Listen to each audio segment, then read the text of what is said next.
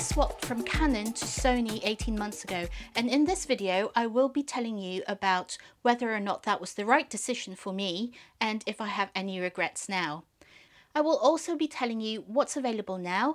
Yes, I will be talking about the upcoming release of the Canon R5 mirrorless camera, which is why I'm making this video now, because I wanted to explore whether or not I would still make the same decision if the cameras that were available now were available back then.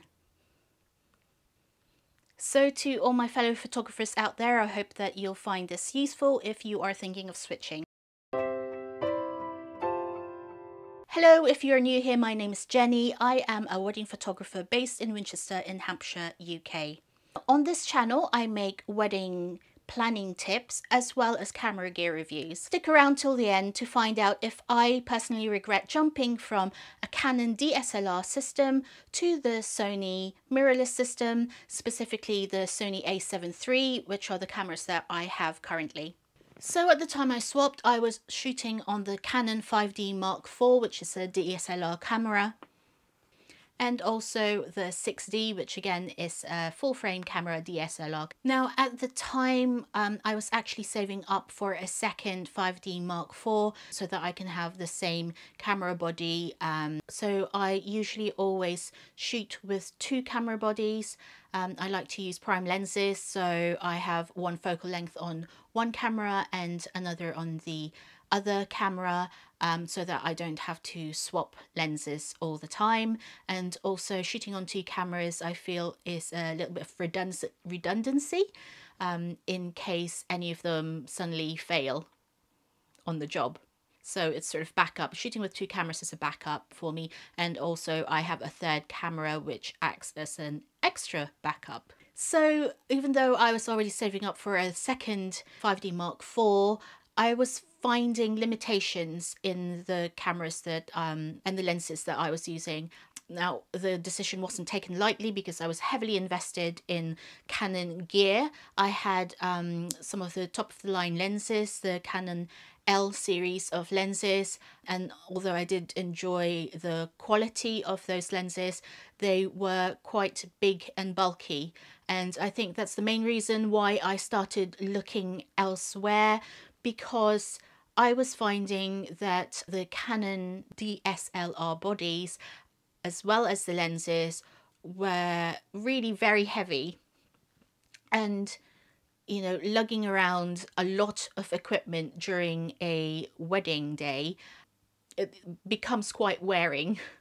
So I knew that there were lighter bodies out there, so that's why I started looking at something else. So actually I didn't immediately start looking elsewhere. I did have a look again at Canon to see if there was any way of minimizing the amount of equipment that I was carrying around with me and still work effectively and in the way that I liked to work.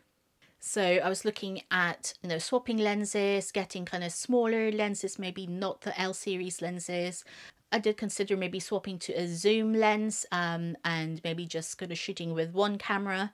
But in the long run, I didn't feel that that would actually fit my style and the way that I like to shoot. So I knew that the Sony mirrorless system were smaller. They are smaller because they are not DSLRs, they are mirrorless, which basically means you don't have that great big mirror that kind of slaps up and down when you take the photo. Now, the A7 III had been out for a while. It had made a big splash in the camera world when it was first announced, but it was still getting rave reviews even at the time when I was looking. So for any kind of large changes or any kind of large purchases, obviously you would want to do as much research as possible to make sure that you're making the right choice. So I did do a lot of research, and then I thought that the A7 III seemed like the right fit for me. So I got one body and one lens, and then I shot with that one body and one lens alongside my Canon cameras for two weddings. So I had back-to-back weddings when I got it for that weekend, and I shot with both the Canon 5D Mark IV and the Sony A7 III. And basically after that weekend I was totally sold I shot most of those two weddings on the Sony. I really much preferred how it worked and how it handled, and also the images coming out of it. So it was actually less than 1 week from getting the Sony body and lens in my hand that I decided to completely ditch the Canon. Now, this is obviously my experience. I do have another video. One of the first videos that I made was about my top tips from going from a Canon DSLR to the Sony A7 III. I will link it up there somewhere or in the description down below. And I am by no means saying that everyone should swap, because everyone's needs are different. And so what I am saying is that you need to do all your research, and if you can actually shoot with both of them and spend a little time with both before making a decision. So going back to my story, I actually ended up spending less than I would have done swapping over to Sony than what I had saved up for the Canon 5D, the second Canon 5D Mark IV. The swap ended up being cheaper at that point in time. Now, this is because I got secondhand gear. I got secondhand lenses for the Sony, and also I kept some of my Canon lenses and bought an adapter and actually used the Canon lenses on my Sony before I can do a complete swap over, because I like to have different focal lengths. Still prime lenses, but different focal lengths. So at that point in time, it did end up cheaper than swapping over. So actually all my lenses currently are the Zeiss Batis line, which is, I would say, the kind of the mid-range. There are cheaper Sony lenses than that, and also the higher spec lenses and more expensive lenses for Sony, which are the GM lenses. I haven't got those. I've got the kind of the middle range. Again, personally, I've found the quality of the images coming out of the Zeiss lenses to be on par with the Canon L series lenses. Sorry Canon people, that is my personal opinion. I will be making a video specifically about the Zeiss Batis lenses, so do hit the subscribe button and the notification bell so that you'll know when that goes up.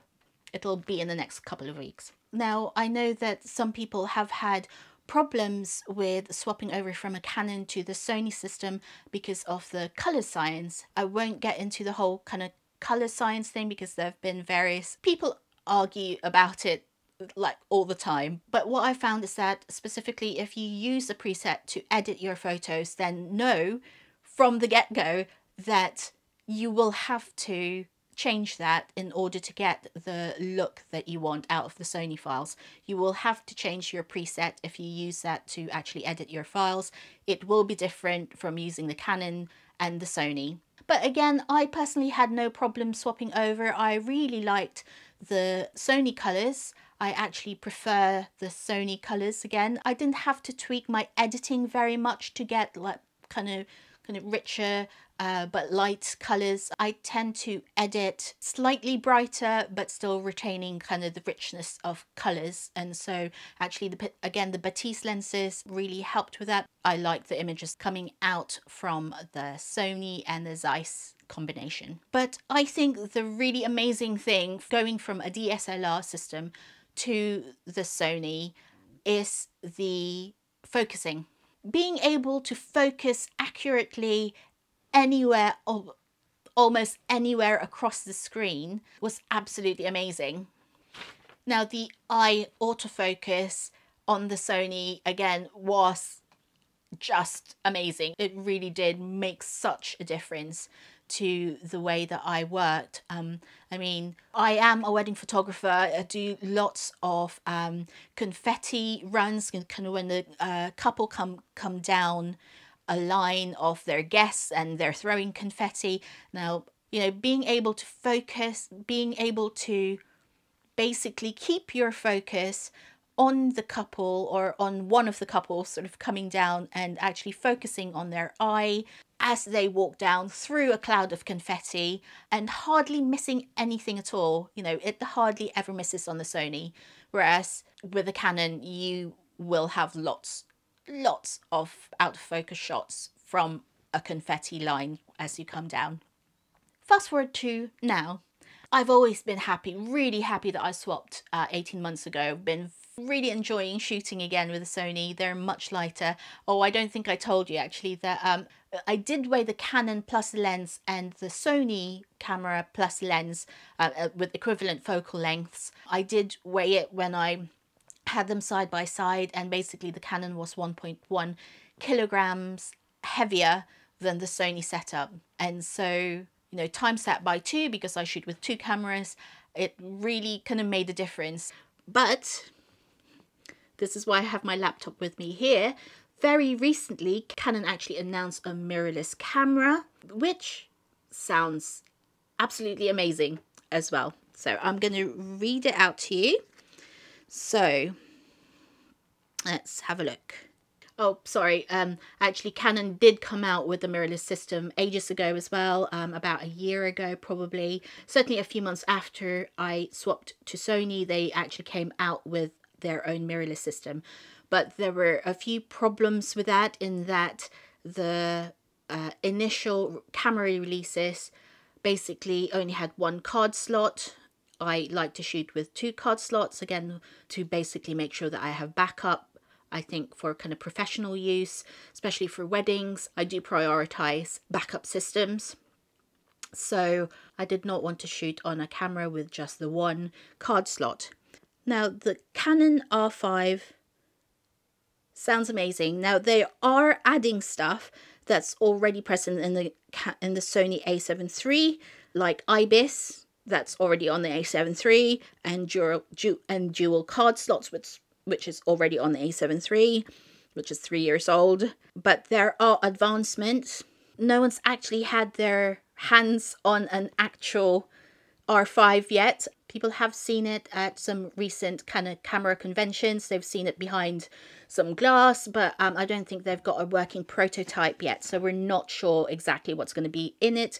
But the announcement basically says that it's going to have a 45 megapixel CMOS sensor, 12 frames per second mechanical shutter, 20 frames per second electronic shutter. So that's great. The thing that's really advanced, well, above any of the Sony offerings, are in the video offerings.